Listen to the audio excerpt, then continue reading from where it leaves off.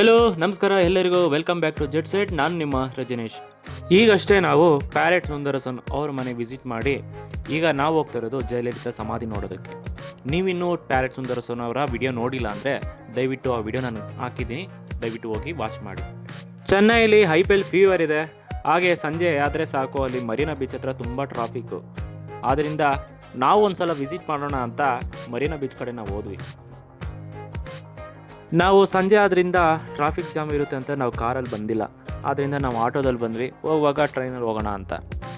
ಅಂಡರ್ಗ್ರೌಂಡಿಂದ ಹೋಗಬೇಕಾದ್ರೆ ನಮಗೆ ತುಂಬ ಶಾಪಿಂಗ್ ಸ್ಟ್ರೀಟೆಲ್ಲ ನಾವು ನೋಡಿದ್ವಿ.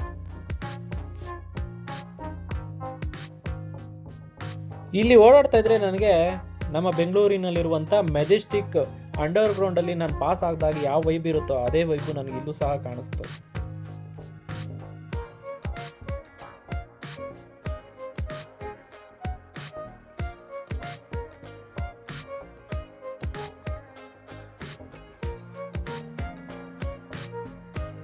ಮರೀನಾ ಬೀಚ್ ಪಕ್ಕದಲ್ಲೇ ನಿಮಗೆ MGR ಮತ್ತು ಜಯಲಲಿತಾ ಅವರ ಸಮಾಧಿ ಸಹ ಸಿಗುತ್ತೆ.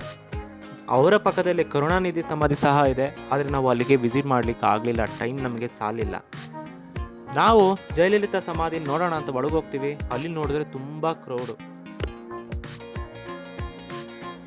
MGR ತಮಿಳುನಾಡಲ್ಲಿ ಒಬ್ಬ ಪ್ರಖ್ಯಾತ ನಟರಾಗಿದ್ದರು.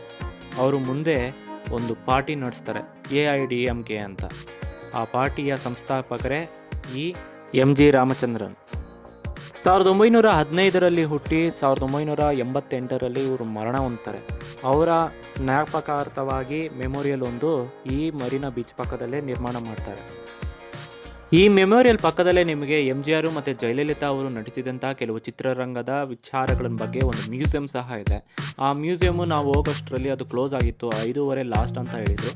ಅದು ಆಲ್ರೆಡಿ ಕ್ಲೋಸ್ ಆಗಿತ್ತು, ಅದನ್ನ ನೋಡ್ಲಿಕ್ಕೆ ಆಗಲಿಲ್ಲ.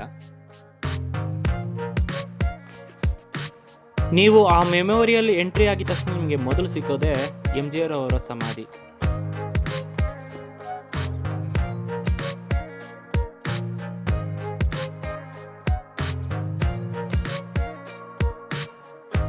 ನೀವು ಹಾಗೆ ಮುಂದೆ ಹೋದ್ರೆ ನಿಮಗೆ ಸಿಗೋದೆ ಜಯಲಲಿತಾ ಅವರ ಸಮಾಧಿ. ಇಲ್ಲಿ ನಾನು ಬಂದಾಗಿಂದ ಅಬ್ಸರ್ವ್ ಮಾಡ್ತಾ ಇದ್ದೀನಿ, ಇಲ್ಲಿ ಒಬ್ಬ MGR ಮತ್ತೆ ಜಯಲಲಿತಾಗೋಸ್ಕರ ಇಷ್ಟು ಜನ ಬರ್ತಾ ಇದ್ದಾರೆ ಅಂತಂದ್ರೆ ನಿಜವಾಗ್ಲೂ ಆಶ್ಚರ್ಯ ಆಗುತ್ತೆ. ಅಂದ್ರೆ ಇಲ್ಲಿನ ಜನಕ್ಕೆ ಅವ್ರು ಎಷ್ಟು ಸೇವೆ ಮಾಡಿರ್ಬೋದು ಅಂತ ಇದ್ರಲ್ಲೇ ಗೊತ್ತಾಗುತ್ತೆ. ಆಗಿಂದ ನೋಡ್ತಾ ನಮ್ಗೆ ಓಡಾಡೋ ಕೂಡ ಜಾಗ ಇಲ್ಲ, ಇಷ್ಟು ಜನ ಬರ್ತಾ ಇದ್ದಾರೆ. ಫ್ರೈಡೇ ಬೇರೆ, ವೀಕೆಂಡು ಅಲ್ಲ. ಜಯಲಲಿತಾ ಅವರು ನಮ್ಮ ಮಂಡ್ಯ ಜಿಲ್ಲೆಯ ಮೇಲುಕೋಟೆಯಲ್ಲಿ ಜನಿಸಿದಂಥ ಒಬ್ಬ ಮಹಿಳೆ.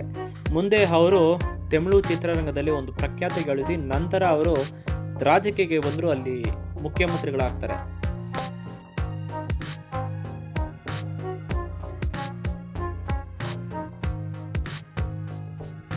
ಜಯಲಲಿತಾ ಅವ್ರನ್ನ ತಮಿಳುನಾಡಲ್ಲಿ ಅಮ್ಮ ಅಂತ ಕರೀತಾ ಇದ್ರು. ಅವರು ರಾಜಕೀಯದಲ್ಲಿದ್ದಾಗ ಒಂದು ಪ್ರಸಿದ್ಧವಾದಂಥ ಒಂದು ಸ್ಲೋಗನ್ ಹೇಳ್ತಾ ಇದ್ರು, ಅದೇ by the people for the people. ತಮಿಳುನಾಡಿನ ಜನ ಇವ್ರನ್ನ ದೇವರ ರೀತಿ ನೋಡ್ತಾರೆ ಅಂತ ಅಲ್ಲಿ ಹೋದ್ಮೇಲೆ ನನಗೆ ಗೊತ್ತಾಗಿತ್ತು. ಅಲ್ಲಿಂದ ನಾವು ಹಾಗೆ ಸ್ವಲ್ಪ ಹೊತ್ತು ಬೀಚಲ್ಲಿ ಆಟ ಆಡೋಣ ಅಂತ ಹೋದ್ವಿ. ಆಲ್ರೆಡಿ ಸುಮಾರು ಸಮಯ 7:30 ಆಗೋಗಿತ್ತು. ಸರಿ, ಆ ಬೀಚಲ್ಲಿ ರೋಡಲ್ಲಿ ಏನಾದರೂ ತಿನ್ಕೊಂಡು ಹಾಗೆ ರೂಮ್ಗೆ ಹೋಗೋಣ ಅಂತ ಹೋದ್ವಿ. ಬೀಚ್ ರೋಡಲ್ಲಿ ನಾನು ಯಾವತ್ತೂ ನೋಡಿದಂಥ ಅಷ್ಟೊಂದು ಶಾಪಿಂಗ್ ಸ್ಟ್ರೀಟ್ಸ್ ಅಲ್ಲಿತ್ತು. ಸೊ ಅದನ್ನೆಲ್ಲ ನೋಡಿಕೊಂಡು ಹಾಗೆ ಸ್ವಲ್ಪ ಪರ್ಚೇಸ್ ಮಾಡ್ಕೊಂಡು ಹಾಗೆ ಮುಂದೆ ಹೋದ್ವಿ. ಹೋಗೋ ದಾರಿಲಿ ನನಗೆ ಕಾಣಿಸಿತು ಈ ಫೋಟೋ ಶಾಪ್. ಇಲ್ಲಿ ಕೆಲವು ಚಿತ್ರರಂಗದ ಕೆಲವೊಂದು ಪಿಕ್ಚರ್ನ ಅಲ್ಲಿ ಇಟ್ಬಿಟ್ಟು ಅವ್ರ ಜೊತೆಗೆ ಒಂದು ಫೋಟೋ ತೊಗೋಬೋದು. ಆ ರೀತಿಯ ಒಂದು ಸೌಕರ್ಯಗಳನ್ನ ನಾನು ನೋಡಿ ನನಗೆ ಆಶ್ಚರ್ಯ ಅನಿಸ್ತು. ಯಾಕಂದರೆ ತಮಿಳುನಾಡಿನ ಜನ ಸ್ವಲ್ಪ ಸಿನಿಮಾ ಪ್ರೇಮಿಗಳು, ಆದ್ದರಿಂದ ಅಲ್ಲಿ ಆ ಫೋಟೋಗಳನ್ನ ನಾನು ನೋಡಿದೆ. ಒಂದು 20 ನಿಮಿಷ ನಾನು ನಡೀತಾ ಇದ್ದೀನಿ, ಇನ್ನೂ ಬೀಚ್ ಸಿಕ್ಕಿಲ್ಲ. ನಾನು ನಡೀತಾನೆ ಇದ್ದೀನಿ, ಇನ್ನೂ ಆಲ್ಮೋಸ್ಟ್ ಒಂದು 5 ನಿಮಿಷ ಹೋಗ್ಬೇಕಾಗತ್ತೆ. ಇದು ಪ್ರಪಂಚದಲ್ಲಿ ಅತಿ ದೊಡ್ಡದಾದಂಥ 2ನೇ ಅರ್ಬನ್ ಬೀಚ್ ಆಗಿದೆ.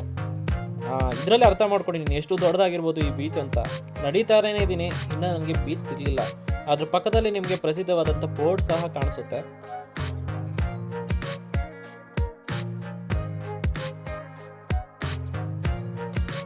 ನಾನು ಇಂಡಿಯಾದಲ್ಲಿ ತುಂಬ ಬೀಚಸ್ನ ವಿಸಿಟ್ ಮಾಡಿದ್ದೀನಿ, ಆದರೆ ಎಲ್ಲೂ ಇಲ್ಲದಂಥ ಶಾಪಿಂಗ್ ಸ್ಟ್ರೀಟ್ಸು ಮತ್ತು ಈ ಗೇಮ್ಸು ಅದು ಇದು ಎಲ್ಲ ಈ ಮರೀನಾ ಬೀಚ್ ಒಂದರಲ್ಲೇ ನಾನು ನೋಡ್ಬಿಟ್ಟು ಅಷ್ಟೊಂದಿದ್ದಾವೆ.